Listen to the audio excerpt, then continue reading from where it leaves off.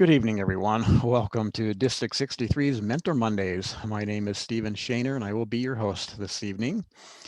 Our subject is Speechcraft. Unfortunately, I was not able to find an expert speechcrafter to come in and talk with us tonight. So this is going to be an open discussion evening. We're going to share some ideas and just get some good points about speechcraft from each of us. I know some of us have experienced in one way or another. So let's see what we can come up with. Now, I do want to share one thing that I found out today. I did some research out on the Toastmasters website, and one of their announcements, new Speechcraft experience coming soon. The new Speechcraft digital experience will be unveiled in 2021. Stay tuned for more exciting details. You can purchase the existing Speechcraft program through January 31st, 2021, and obtain credit through June 30th, 2021. So it looks like you can still buy the old one through the end of this month, but you have to complete it to get credit by the end of June.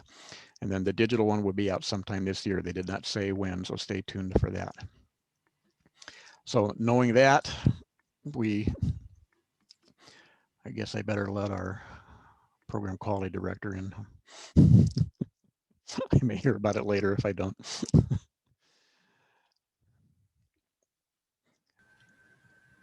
And then I found Stephen or Don, either one, do we know what's changing with Speechcraft? Do we know, is it going to be very different in the digital format, or is it just going to be in the digital format? I have not heard. I have not heard either. My guess would be the latter of what you just say. Maybe it's digital and you can get credit through what maybe pathways. I don't know, but I haven't heard for sure. I'm just not sure why you wouldn't be able to go ahead and use the hard copy, regardless of when you started Speechcraft. Go ahead and get credit for it whenever it was finished. So that's interesting. Okay.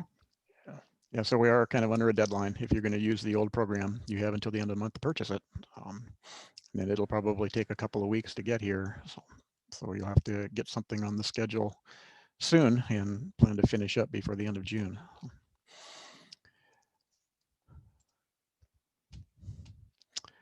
So let's talk first about what will a person learn in Speechcraft. I made a few notes here. By participating in Speechcraft program, you will learn how to speak without fear in front of a small or large group of people, prepare effective speeches in a limited time frame, improve your presentation skills and win the respect and admiration of your colleagues, lead effective meetings, and increase your management potential.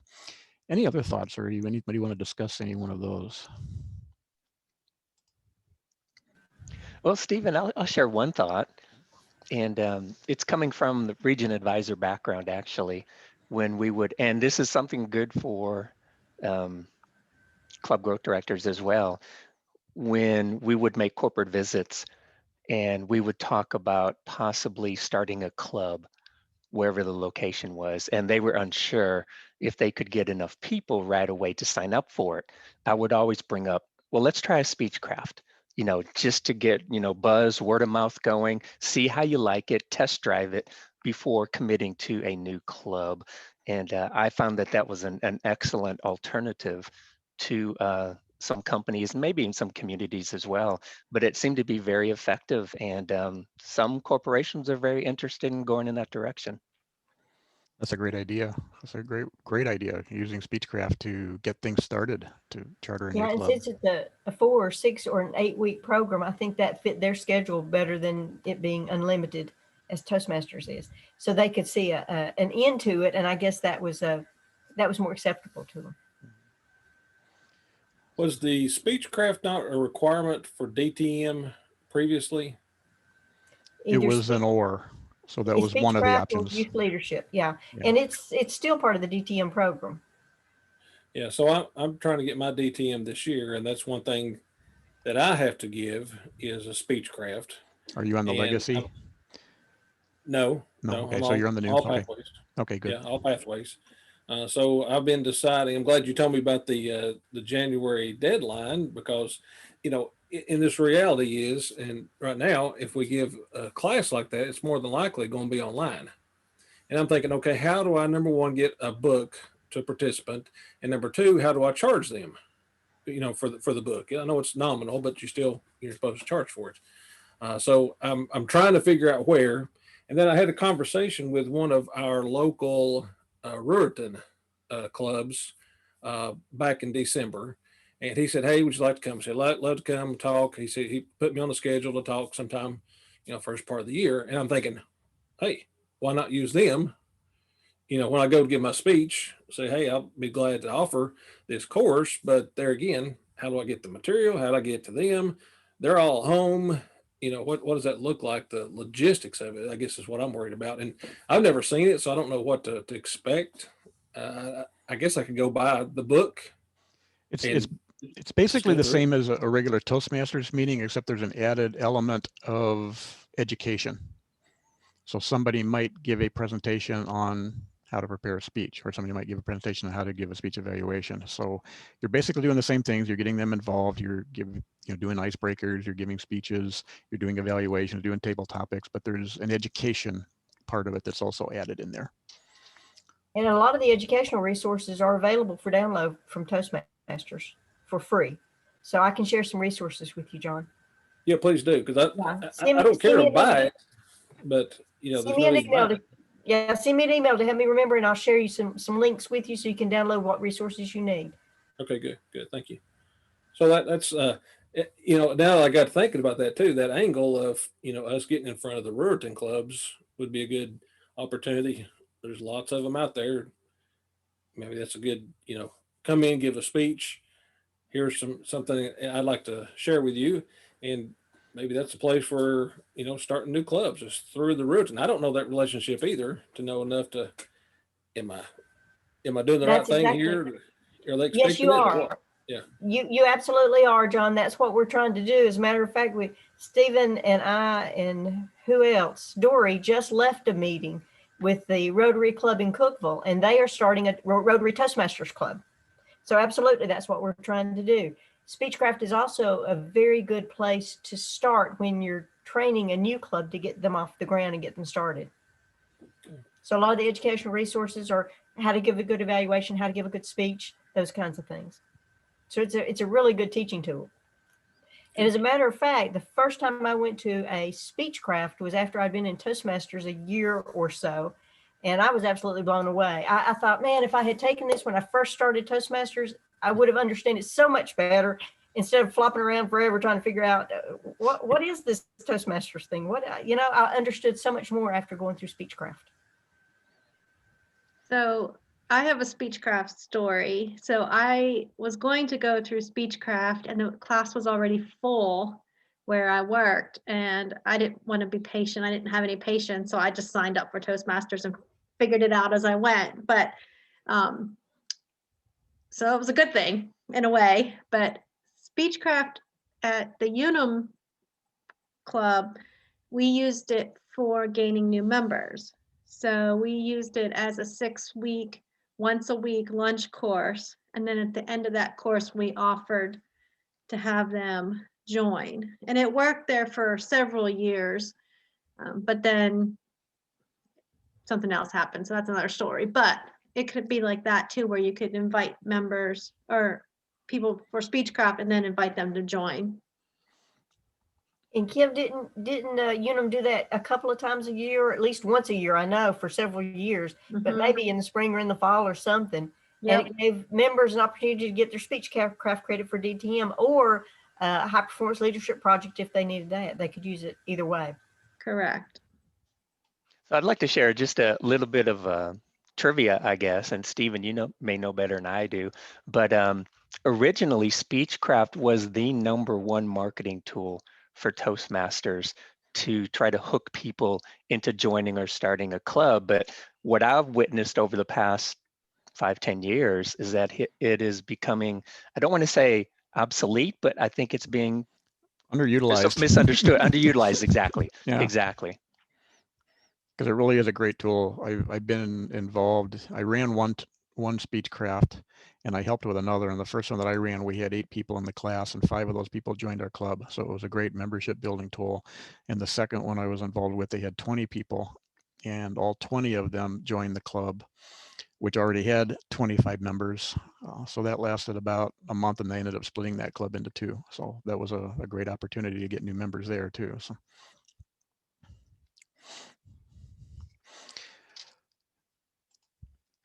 Any other thoughts on what you will learn in Speechcraft? Then I had, how will Speechcraft meet your needs? The Speechcraft program is designed for beginners in public speaking. It's a hands-on program that provides the how-to and practical experience in public speaking and leadership. It's cost-effective. The cost for the 6 to 8 week Speechcraft is significantly less than other public speaking and leadership courses.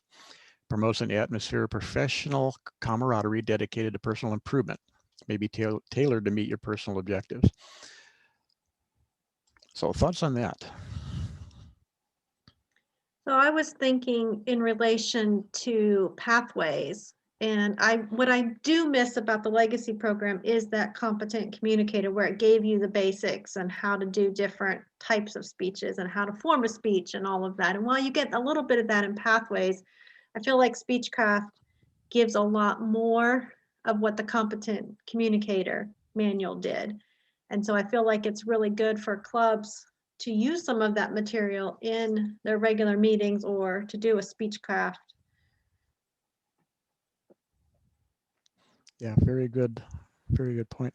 Now I know on a couple occasions I've seen people, and I don't know if this was a TI policy or not, Don, you may know this, if they went through Speechcraft, they would get credit, if they joined the club, they would get credit for some of the projects in the CC manual already. So it'll be interesting. The first 3 projects, I think, in the CC manual. That's what I thought, yeah. So it'll be interesting to see how they tie that in with Pathways with the digital version. And also, John, you mentioned cost. The cost was intended to be nominal. You're not supposed to be making money off of Speechcraft. That's not the intent. I think you cover the cost of purchasing it if you're a club. A lot of times we would charge $20, and then if you join the club, that $20 covered your new member fee. So there's an option. That's a great way to do it. Yeah. It's a good lure too to get people to join. If you join, we'll waive that membership fee. So we did the same thing, but we waived the club fee. They still had to pay all of the $20 and the Toastmasters 45 or 50, whatever it is now. We just covered whatever. We charged $10 and the $10 covered their club dues. And for a lot of them, like when we did one at the college, we didn't charge students. We provided them copies of whatever they needed, and we didn't charge them to go through Speechcraft. You know, and I know it's not, you're not making money, but also something that you only get for free. I think you have a lower expectation of that. Even if you charge, 5, 10, whatever, there's something to say you've got some skin in the game. Yeah. Come for the entire thing, that kind of thing.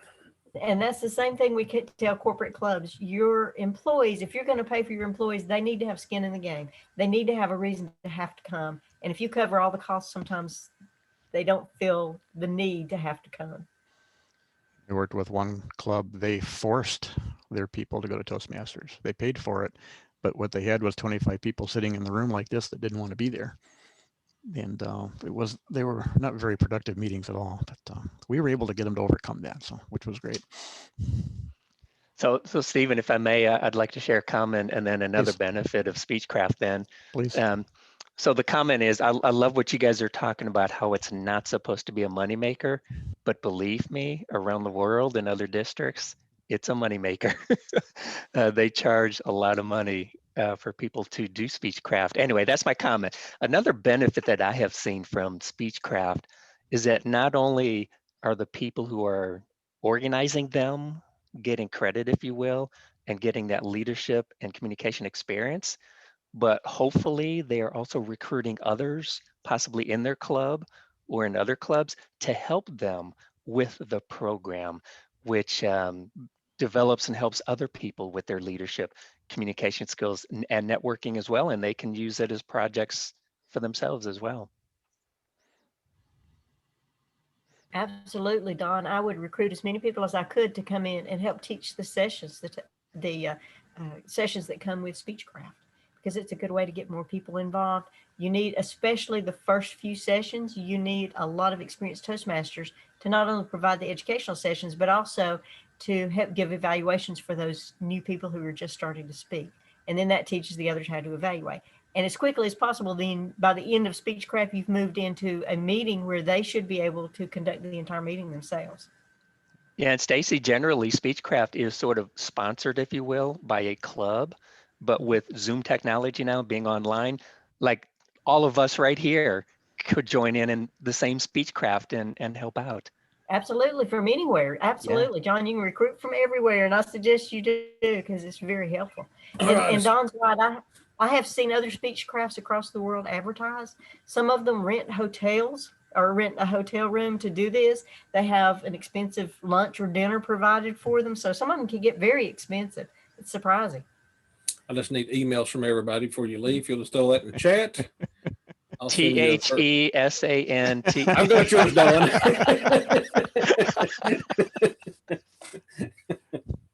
Yeah, it is interesting. Don, you made the point about how other, areas. That was one thing about, being in district leadership and meeting, and as an RA, meeting people from all over the world. And especially like in the Asian cultures, the way they do things is so much different than what we do here. And they're so successful in areas that we're not. We struggle with university and college clubs, keeping those going. But in the Asian countries, those are the strongest clubs they have.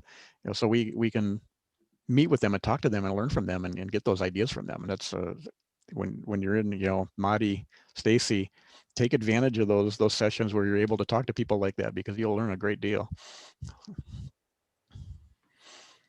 But we never talk about Speechcraft though. Mm-hmm. So there's an opportunity missed. So take advantage of that. I've been in Toastmasters now for going on 3 years, and I've never heard anyone give any training, talk about Speechcraft or anything, just to be honest with you. Mm-hmm. So I'm like, that's why I asked, was it a part of the DTM before? Because I've not been asked to participate or anything, to help anybody. So I just didn't know. Absolutely. And John, if you want to get on a Zoom call, we can go through it and I can show you everything, how Speechcraft is laid out. We have lots of resources available to help. I've got a basic question, I guess. If you have people in your club that wants to lead a Speechcraft with a group, what level does that Toastmaster need to be able to be, or do you have to have a qualification to be able to do that? I don't think there are any qualifications, Don, Stephen, Kim, do you guys? I don't think there's a restriction. It would be nice if they had some experience with Toastmasters, because they will be teaching some of those sessions. So for instance, how to give a good speech, how to give a good evaluation, how to introduce someone, that would be helpful, but you learn a lot while you do it too. Yeah. And John, you don't have to be a DTM to do it. Yeah. I mean, I've got Toastmasters I'm in 2 clubs, but there's Toastmasters in, either club that are probably a lot more qualified to lead a group than some that's already finished the pathway, and vice versa, So it's kind of hard to make that call, but I didn't know if you had to finish a pathway to be able to be qualified or what.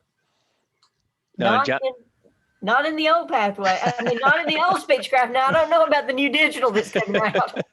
But John, that's a great question, because most Toastmasters that I've grown up with, if you will, they think that they have to wait on the Speechcraft, Youth Leadership, or HPL until they're completely done with all the other projects.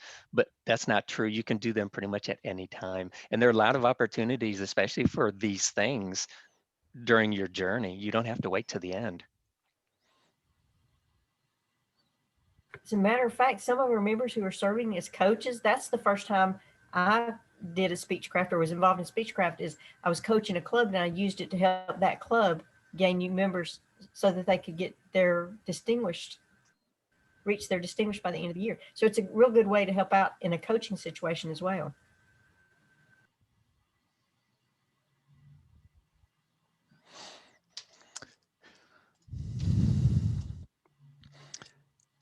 So then I just jotted some notes on how does the program work. Each Speechcraft participant experiences a wide range of communication experiences.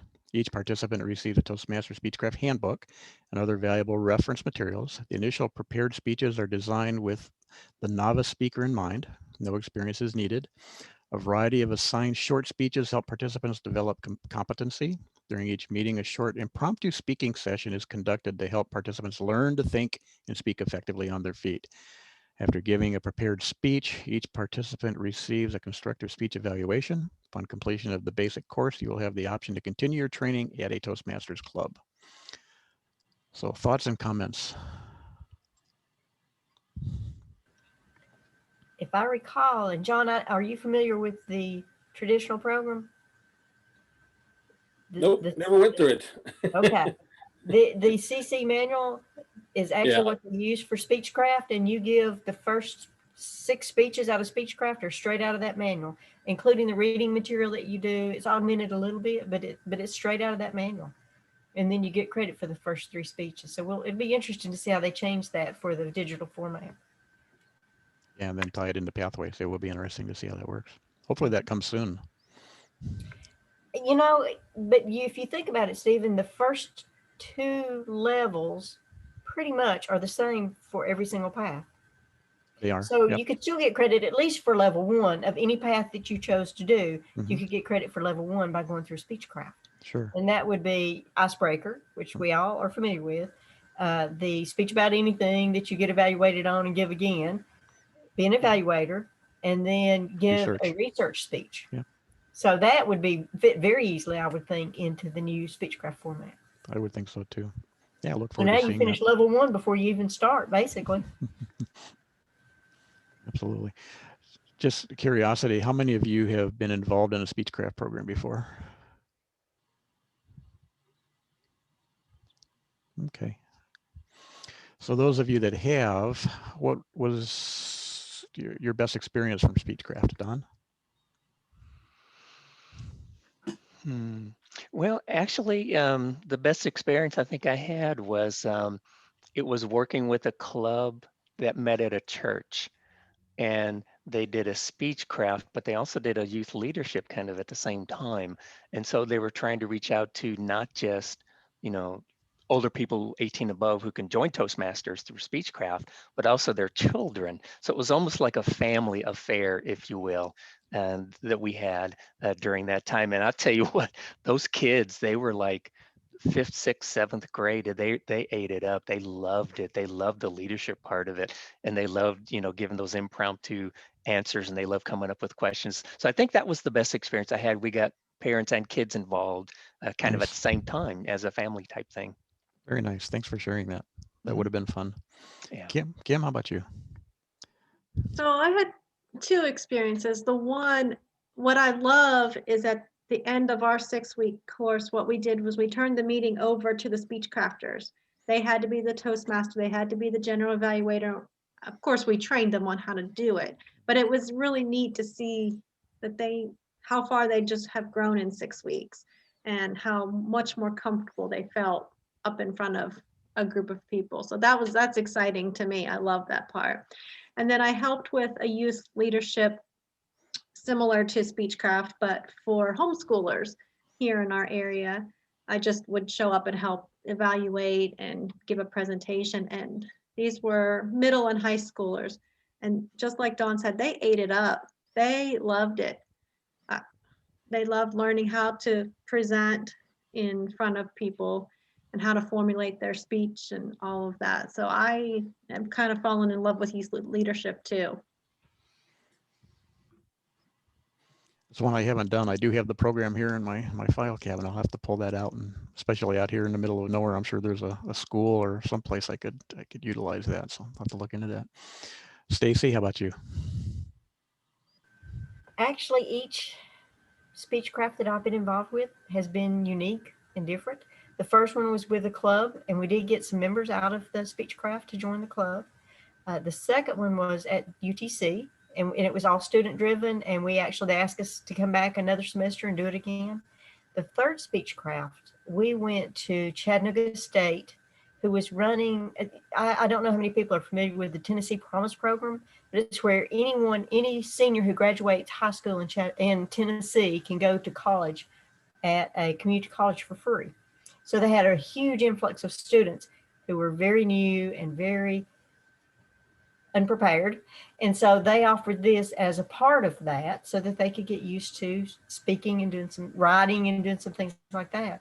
So we did that for a semester that was actually part of the class that they were taking. And that was terrific. They had some really good students in there. So each one of them has been very different, very unique.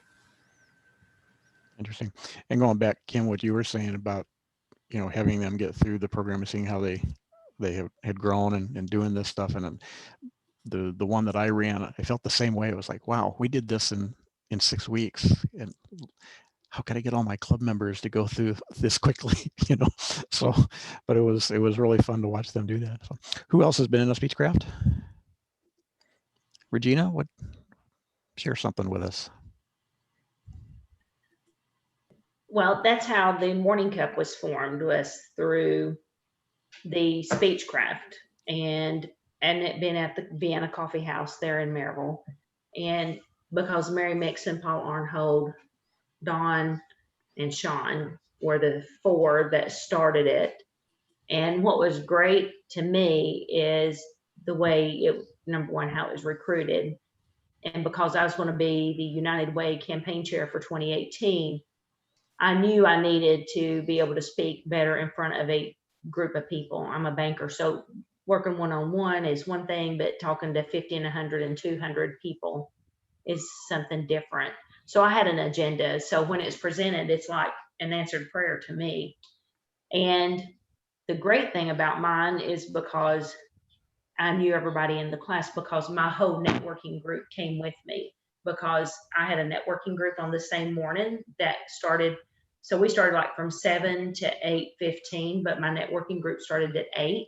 So I told them about it and they said, well, we'll just go with you. And so that is how the club formed. And that's how we was able to straight out of the gate become a club and have all the membership that we needed for charter members. How many people did you have? That was an interesting thing for me. Yeah. How many people did you have in your class? We had 15 to 20 right off the get-go. And then I participated with Angel Scott, who was one of the charter members, and she's a realtor, and she gave the Speechcraft at our bank. All the Pinnacle banks have a community room, and we was able to use our community room. And every week I helped, but she was the lead person for Speechcraft in the legacy program and for her realtors, so they could get used to talking and giving speeches and showing that. Okay, very nice. Thanks for sharing. Who else?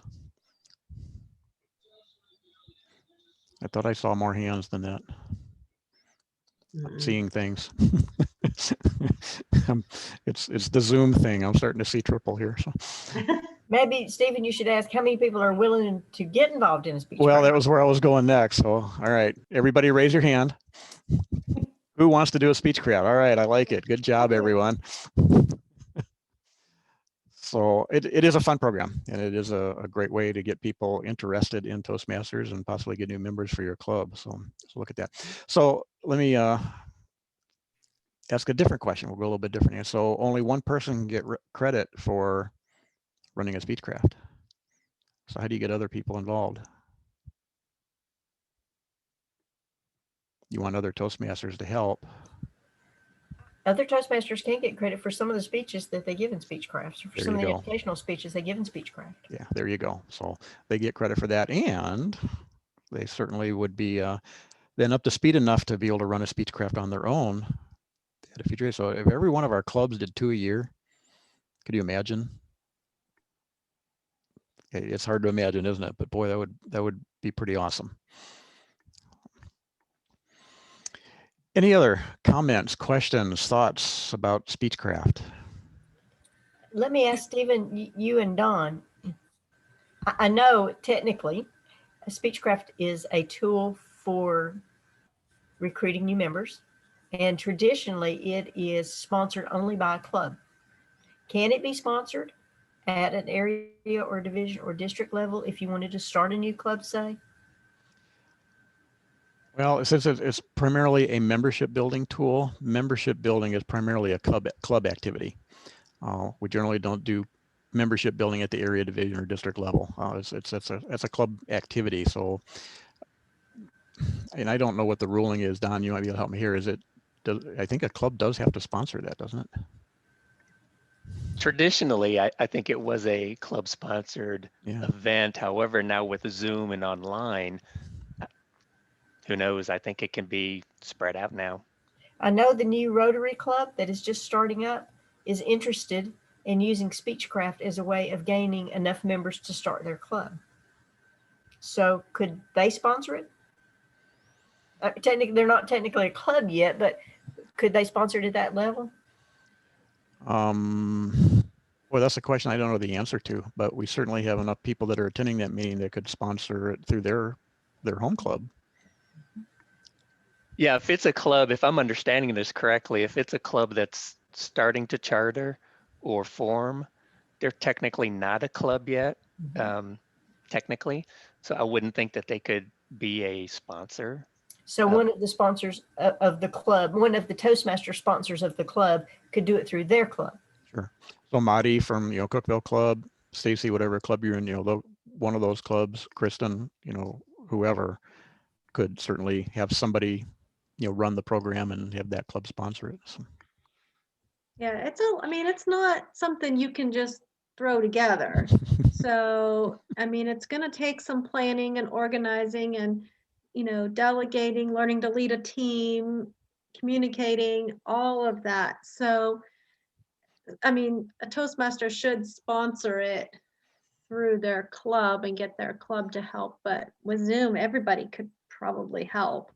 Yep. Really. Yeah, great point, Kim. Thank you. That's true, Kim. Zoom has sort of changed everything, so it doesn't have to be a single club, technically, that sponsors. Wendy, you were going to say something? I had a question because, I'm kind of like John, except I've been a member for almost 10 years and have only heard about it and talked about trying to plan it once or twice in the Oak Ridge area and just never got off the ground. And I was thinking, Stacy mentioned that I remember this from when we talked about it previously, that there are a couple different combinations of durations that you can plan. With the experience that you guys have, is there kind of pros and cons to the different time combinations and how to run that? Yeah, what I would suggest, and the coordinator's guide has it pretty well defined. If you're going to do a 4-week program, here's what you want to do at those 4 meetings. So then you can sit back and you can plan and say, okay, I want, so-and-so to do this part, this part, this part, this part for that meeting, this part, that, and go that. Or you can do a 4-week, a 6-week, or an 8-week. All the ones I was involved in was 6-week. But what I would do is I would take a look at each of those programs and decide, this 8-week program covers really a lot of material. The 6-week covers most of it, but it's missing this. How important is that? I think that's pretty important. So maybe I want to do the 8-week program. So it's up to whoever's going to coordinate the Speechcraft program to kind of look at it and decide. So you have different content based on the duration. I just assumed that it was, if you're meeting 8 weeks, it was an hour a week for 8 weeks versus 2 hours a week for 4 weeks. And you were basically covering the same thing, but you were maybe compressing the amount of prep time that the participants had to prepare, but it's different content. Yeah. So. Okay. Well, it's the same content. They just leave out some things if you're compressing it. And they do have a little bit longer times, I think, for the 4-week meeting. 4 weeks is just, to me, it didn't seem like enough time to get enough material in just 4 weeks. Yep. 6 weeks was pretty good. I think a lot of it depends on your audience also. How long are you willing to, are they willing to come out for 6 weeks? Are they willing to come out for 8 weeks? So a lot of it depends on that. Yeah, that's kind of what I was wondering, if you had any practical perspectives or experience from the participants, if 8 weeks they were dragging at the end or they weren't hardly showing up, or if we were overloading them with a 4-week crash or anything like that. So 6 weeks worked good for us. So I was going to say, in my opinion, 4 weeks is too short, because you do the first day, you get everybody there, you give them their manual, explain everything. There's 1 week gone already. They don't really get a lot of time to do all 3 speeches and do everything else. So basically, the first one is how to organize a speech, how to put a speech together, keeping it in organized fashion. Then you might go into evaluations, or you may go into research, or you may go into gestures and facial expressions, etc. There's all these different modules pretty much that follow the CC manual. So you have to decide out of that Speechcraft manual what you think is important for your audience and what you can cut out. So if gestures and facial expressions aren't or vocal variety aren't important in this particular class, you may cut that out and add in table topics or something. And Wendy, one other factor that I would always consider is how many people were interested in taking a Speechcraft. If you had 12 people interested, cramming it into 4 weeks didn't make a whole lot of sense. You wanted to space it out to give people enough time, maybe 2 weeks to prepare speech, et cetera, et cetera. So I think a lot of it depends on the number of people as well. If you've got 6, maybe 4 weeks makes more sense. But 12, 15, may want to spread it out to 6 or 8. Yeah, even at 15 or more, you might even think about splitting into 2 rooms so that you have enough people and enough time for everybody to get speeches in. Because the whole goal is to get them to the point where they can give a speech and do an evaluation and maybe do some table topics. So it's just like a regular club. If you have 25 members and they all show up, you're not going to get on the agenda very often to give a speech or do an evaluation. So keep that in mind too. You can play with it a little bit, decide on the best way to do it, limit maybe the number of members that you have, that kind of thing. I would suggest no shorter than 6 weeks at a minimum.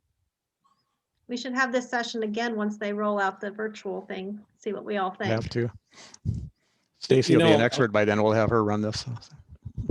I'm wondering if the online version mirrors anything like the fast track. Did anybody ever participate in the fast track they launched in the fall? I went and purchased one just to see what it was. And I had a guy come to our club, say, hey, my daughter's getting married in 3 weeks and I need some help to get ready. So I said, okay, you come, see if you like it. And I said, but the option was this new thing that they had called fast track. And the fast track was all video driven, and you go do some work, but it was mainly video driven. So I'm hoping that they're not easing towards that to where they do all the heavy lifting themselves. I don't know, but I'd be interested to see what it is. I kind of think that I don't know anybody that I can get with that. I understand there's a tie to the Rotary Club's website. Within the Rotary Club membership international website, there's a tie that ties into Toastmasters. And from what I understand, it's one of those, something like you just explained. It's a program on there that you can, it's sort of self-driven, but I haven't seen it. But what I understand, we can't get to what they see on theirs through our Toastmaster International Club. You can't get there, you can't see it, but there's something on their International Club website that they can get to and do their own kind of like self-taught application. From the Rotary, you're talking about from the Rotary side, the Rotarians can get to it, but we can't. Is that what? That's right. I agree with you, John, and you too, Danny. I can go out on Google now and Google anything and watch a zillion videos, but until you actually do this and you get feedback on it, I don't think you're going to get over your fear, certainly. And I don't know. I mean, you can learn a lot, but until you get in front of people and actually do it, I'm not sure what the value of that is going to be. I've done a couple or 3 presentations to Rotary clubs locally, and I read all this stuff that propaganda that Toastmasters put out about the marriage between the 2 organizations, but I don't know what I'm talking about when I'm talking to them because I can't see what they have available out there on their website. Yeah, I don't know what they have available either, Danny, but I'm sort of thinking between the Rotarians and the Toastmasters, we're kind of figuring out as we go at the club level. So we're deciding what we want this marriage to look like. We're figuring out how can we benefit each other? How can we help each other out? And it sounds like to me, and I don't know anything about it, but to me, it's almost sounded like we formed an agreement to agree and work together, and we'll figure out what that looks like later on. I don't know that there was anything formal that says Toastmasters will do this and Rotarians will do that, and we have to live by these strict guidelines. I think it was more of let's work together, let's figure out how we can help each other. That kind of agreement. It is, but there is material out there, of the announcement of the marriage of the 2 clubs, but or the 2 organizations. I'll put it, not clubs. That's not the right term, but it does say Toastmasters cannot access the Rotary Club's website.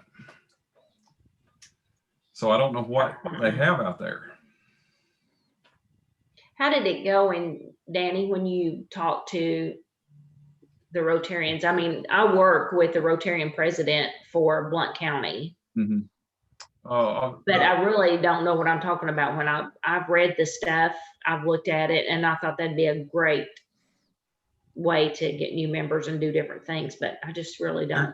There's already a pre-canned PowerPoint presentation out there on the Toastmaster International website. There's a pre-canned PowerPoint that you can present, and I kind of use that with the understanding that you've got to sort of plan your talk, and if you're long-winded sometimes like I am, you can't show all the slides. So I prepared my talk using that presentation, and I had to eliminate some stuff because there's no way they want you to come and speak for 15, 20 minutes, you know.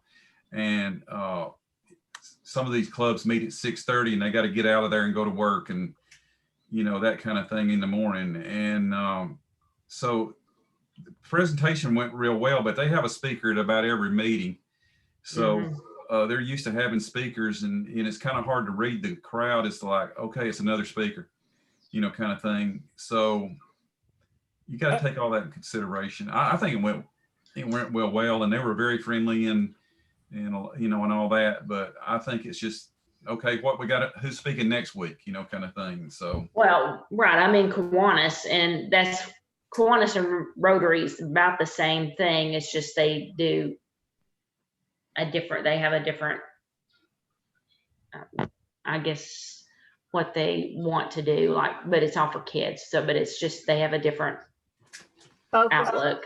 We were hoping to follow up with a open house meeting, and I think they may have some open house meetings as well. We were hoping before, this was all planned before COVID, but yeah, just about the time I spoke is when COVID kind of took everything. And when I spoke to them, it was say March. So, you know, March was on that cusp of, you know, virtual everything. And, you know, at that time, everybody was hoping like this is only going to last a couple of months and we'll be over and out, you know, and all that, but it didn't turn out that way. So we were hoping to have an open house and visit their clubs and all that. And we're still working on that, but we're not there yet. Danny, the Cookville Club, and Stephen, you can correct me, the Cookville Club is talking about opening up their membership to because they're forming a hybrid club anyway, to the other Rotarian clubs to ask them if they want to join in. Maybe that's something we want to, maybe the Rotarians you've been speaking to could connect up there. Yeah. What do you think? That's a great idea, because they still need quite a few members to get that club chartered, and they want to get it done quick. So if they can get some more Rotarians from the other areas in the state into that club, you know, then they can kind of build up their skills and stuff, and then break off into their own separate clubs sometime down the future. So I just kind of looked at it like this is a marriage that's been made by both international things. And so it's kind of our foot in the door that we don't have to go out and sell ourselves, you know. Stephen, you're one of the sponsors, aren't you, of that club, Stephen? yes. Danny, if you could get Stephen, maybe the name of somebody you're dealing with, we can get it to the Rotary Club in Cookville and let them make the contact then from their end of it. And then also Jason Cook is a Rotarian, isn't that right, Stephen? So maybe we can get him to go out and look on the Rotarian site and tell us what's out there. He's a Toastmaster and he's also a Rotarian. So maybe we can get him to go do the dirty work for us. How's that? We can have him join Mentor Mondays and share his screen. Yeah, absolutely. He can get on for us and tell us what's there. Tell us all the secrets. Probably be a good idea, because my guess is that with the partnership happening at the international level of both organizations, the individual Rotary clubs probably have about as much guidance as our individual Toastmasters clubs have, and they may not even realize there's much of a partnership or how it can work as well. We've got one of our members will be speaking to one of our local Rotaries, I think within the next couple of months. They're on the agenda, but we just put together a generic presentation to share some of the highlights. But it would be nice to be able to point out the partnership if we or they knew much about it, but right now we don't. And maybe I'll say the same thing to you. The club in Cookville is opening up across Tennessee, and the lady who's there, is my understanding, she is in charge of recruitment across the Rotarian clubs in Tennessee, or at least East Tennessee, because their district almost matches our district. So anybody who's interested, you might funnel them that way and they can start a discussion. I kind of think this is my opinion, but I kind of think what's the bottom line here is to why did this all take place? And I think the bottom line is it was driven by a membership drive that Rotary wants people to join Rotary, and Toastmasters wants people to join Toastmasters. And I kind of question, is it a membership driven thing, or is it a thing that Toastmasters want people to learn how to speak? Well, Danny, I can share a little bit about that. I don't think it's a big secret. So you're right, that's part of it. That's absolutely part of it. I do know Toastmasters International, they were looking for additional members, but also an additional revenue source. While Rotary was looking for educational opportunities to help their members with their leadership and communication skills. So that's kind of how the marriage started, if you will, from my understanding. It's two great service organizations, you know, Oh, that yeah. complement each other. So it's, Sure. And Wendy, you made a really good point about going into a club, Rotary Club, and talking to them about at the international level. So there've been a few presentations, if you will, that were recorded at the international level, where our president would speak along with their president, along with maybe a couple of other Rotarians and Toastmasters who have been in for years and years and years.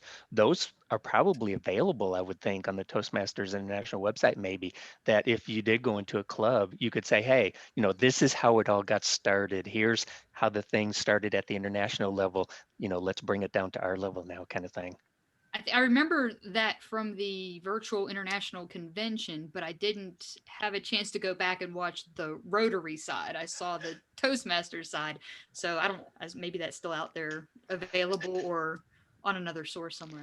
Yeah, and you know, if you can't find it out there, if you don't see it, I don't know how easy it is to find it. You could always email the folks at or call the folks at Toastmasters International, see what would be available that you could share when you do go visit Rotary clubs. Why don't John just posted something in the chat box, a link to the Rotary that's on the TI website, I think. yeah, it's why Yeah, so Toastmasters benefits Rotary clubs. Ah, Yeah, there I know you we're go. getting off subject here, but in the middle of their article, it's got 4 reasons why Toastmasters can benefit the Rotary Club, and it's just written from an individual. So I thought that would be interesting to see. I want I to put think a lot of it had to do with outreach. Rotary's got a pretty big footprint across the world, and so does Toastmasters. So we were thinking we could mutually benefit each other, I think. Well, I want to put a suggestion out is maybe on Monday Night Mentor program sometime, if we could find a Rotarian that maybe is an official with the bigger picture organization of Rotary here in Tennessee or something, to do a short program as to what Rotary is looking for us, and maybe they can explain what's on their website that they're seeing out there that we don't have a copy of, we can't get to, and a few things like that. Make a presentation to this group. One guy that was in the meeting, Rich, I don't remember his last name, might be a good candidate for that, Stacy. Mm-hmm. So, Because we're kind of talking about some things here that we're speculating. yes, indeed. Okay, anybody have any final thoughts, comments, questions about Speechcraft? You know, Stephen, I don't know I can add anything to this. This has been a great discussion, but something to think about. I think there may be enough people out there that are unaware in our district of Speechcraft, but maybe also of youth leadership. Maybe we have a Mentor Monday on youth leadership as well. Just a thought. Yeah. Does the district have a chair for Speechcraft or a chair for youth leadership? That's something you might think about for the future. My old district had that. So they had a youth leadership chair and they had a Speechcraft chair that could, you know, guide people and train people and give them that kind of information. So something to think about. Well, we used to have Mr. T, Herman Thompson, with youth leadership. He was just amazing in this district, but I believe he's since passed away. But he was very instrumental in youth leadership in our district years ago. And we have a lady here in Chattanooga who's done youth leadership every year for as long as I can remember anyway. She does it through her church. And there's a lot of information there that the rest of us could learn from. So I'd like to see this added somehow to the TLI as I mean, you think about recruiting members, only thing that comes up to recruit members is open houses, right? never that I've heard in any TLI has this been mentioned. This is a great tool as well as open house, and not to replace open houses in any way, but it's a great tool. How do you do it? How do you get in place? You know, that kind of stuff. John, at our deck meeting this week, I sent out a note today. We're doing a session to brainstorm ideas for the rest of this year. Bring that with you, because maybe that's something that we want to do, is have a session between now and then that actually shows you the Speechcraft modules, tells you how to set it up, and do all that good stuff. Would that be helpful? Mm-hmm. Yeah, I think it would. Bring that with you. Don't forget about it. Forget what? Exactly. That's why I told you to write it down. All right, this has been a great discussion. I was a little concerned not having an expert, so to speak, but we had shared some great ideas. Thanks to all of you for being here and sharing your ideas and the things that you've accomplished, and some great questions, some really good information. We'll look forward to getting this one posted. Next week, we are going to have judges training, and in that session, we are going to train people how to judge contests. The following, that's on the 18th, on the 25th, we're going to do a judges training session where we're actually going to have some speakers, I believe, and then people will be given the opportunity to practice judging those speeches. And Kim will be leading those. So if you have any questions, what's that email, Don? I believe it's THESANTAN5@gmail.com. You can tell them now. I'm okay. Yeah, right. Or for my weekly update, if anyone's interested in district leadership for 21-22, I'm open for that discussion too. And you know, I might suggest marketing this, promoting this as a two-part series, because I think it'd be really helpful to go to that first one and then see it in action on the second one. Absolutely. So at the deck meeting on Thursday, Stacy, we may want to make sure this information gets out, and the area directors are getting it out to their clubs. Yes, don't let me forget about it, Stephen. I won't. Kim won't either. We're making a three-part session. We're making a three-part session where the third part is you ask the clubs to do it in their club and come back and report how they did. We did this last year. I gave everybody a judge sheet. Here, you judge. Today, you're judging everybody that's giving a speech. Nice. You know, we got pushing it all the way down to the club, not just leadership. Nice, As a matter nice. of fact, John, everybody knows, at the club level, your judges are supposed to be anonymous, but you only have so many people in a club meeting, so they're never anonymous. So usually what I do if I'm chief judge is I bring everybody an evaluation sheet, and everybody evaluates, and everybody turns them in, because they need experience with evaluating too. So that helps train them, and at the same time, it sort of keeps the judges anonymous. And then you only count the ones that were actually really judges. That's one of my great tips I have in my presentation if you come back next week. And bring a friend. That was just a preview, Kim. Sorry. No, that's great. That's great. Okay, anything else for the good of the district?